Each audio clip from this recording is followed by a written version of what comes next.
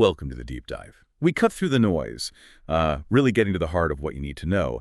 And today we're diving into something big.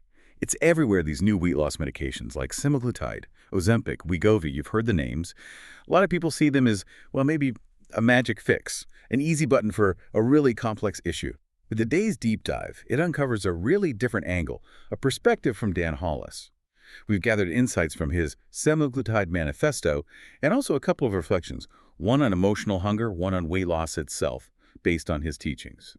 So our mission is to pull out the key nuggets here, to understand why Hollis keeps saying this is not just a drug journey, it's a human one. Exactly. And what's so interesting, I think, is how Hollis completely reframes the conversation. It's not just about the body, the physical side. He pulls us into the psychological, the emotional landscape, which, often gets kind of sidelined in these weight discussions. It's a really crucial shift. Okay, so let's unpack this a bit. Hollis kicks off his manifesto with this really foundational statement. This is not a drug journey, it's a human one. And when I read that, it really made me stop and think. He says semaglutide is powerful, yeah, a tool.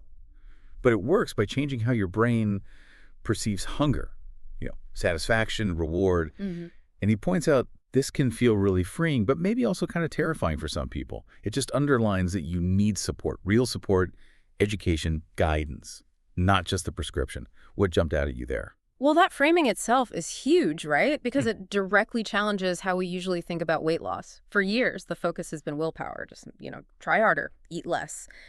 But Hollis just flips that script. He says, straight up, willpower was never the problem. Right. He gets into how biology, emotions, those habit loops we all have, they're often just stacked against you. It's not about lack of will. So instead of pushing willpower, he pushes for insight, structure, tools that actually work with your biology. Meeting your biology where it's at. I like that phrasing.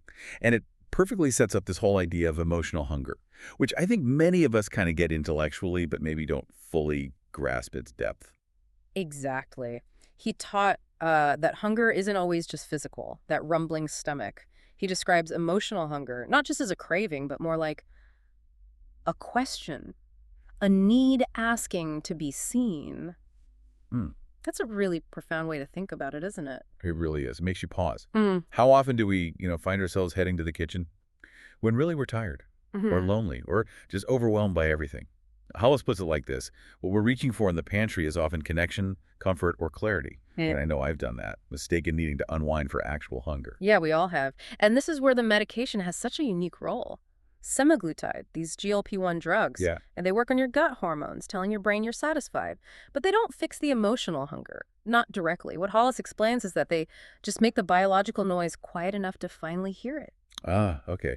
So they create space. Right. They provide the silence that lets you find that deeper need, that question.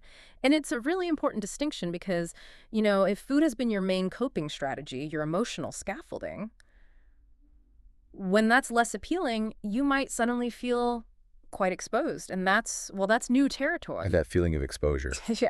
Yeah, that sounds tough. But Hollis seems to approach it with a lot of compassion. He doesn't shame it at all. He just names it, sees it almost as wisdom misdirected, not a flaw. He teaches you to pause, not to beat yourself up, but just to get curious, to actually ask yourself, okay, what am I really hungry for right now? It's like an invitation. And that leads to the big question, right? If the biological noise quiets down and you start hearing these other needs, what do you do then? Hollis frames these medications, the GLP-1s, as this incredible opportunity, an opportunity to rebuild your identity around food, your behaviors, your emotional awareness, all while the physical cravings are dialed back. It's about building a life where food isn't the only tool in your coping toolbox. Right, it's a window, not the final fix. Exactly. Now, shifting gears slightly. He also gets pretty serious about the physical side of things, the actual weight loss process. He warns quite strongly that fast weight loss without metabolic pacing is a trap. He's seen people lose weight too fast, and it backfires. It can slow down your metabolism, you lose muscle. It actually makes things worse long term. Yeah, that's critical. His focus is all on pacing. Timing your food, your habits, your progress, doing it in a way your body can actually sustain. It might feel counterintuitive maybe to go slower when you want results fast, but it's about sustainability. And that pacing links directly to another huge point he makes.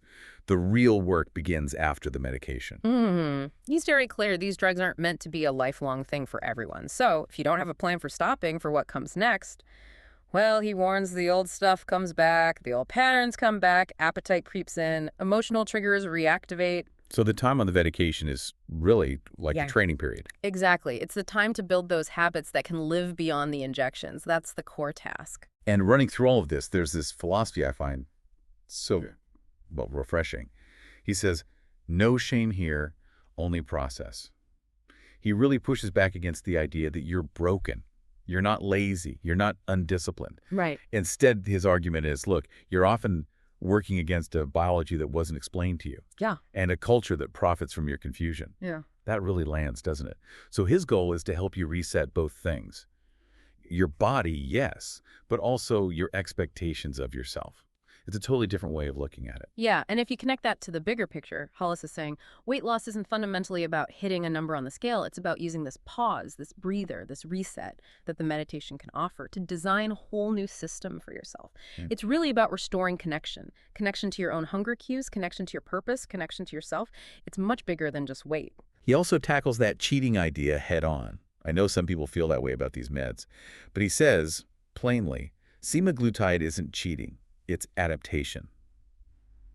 And then he adds, the real cheat is pretending willpower was enough, which is quite a statement. It is. He explains this journey needs you to actively replace habits, not just stop them, because, as he puts it, biology might give you a head start, but only identity keeps you moving. That's powerful. And that's really where it all comes together, I think, his core message. You don't hold on to weight loss with discipline, you hold on to it with alignment. Which underlines that his whole approach is more like a conversation, not just a rigid prescription. Yeah. It's about building a relationship with food, yeah, but also with your body, with the people guiding you. He's offering a map, a guide, and a community, not just a set of rules. It's about developing that internal compass. So wrapping up this part, Hollis really leaves you with this encouraging thought. You're not starting over. You're starting right, meaning starting with tools that actually work with your body and brain, starting with real support, and starting from a place of, well, alignment, not shame.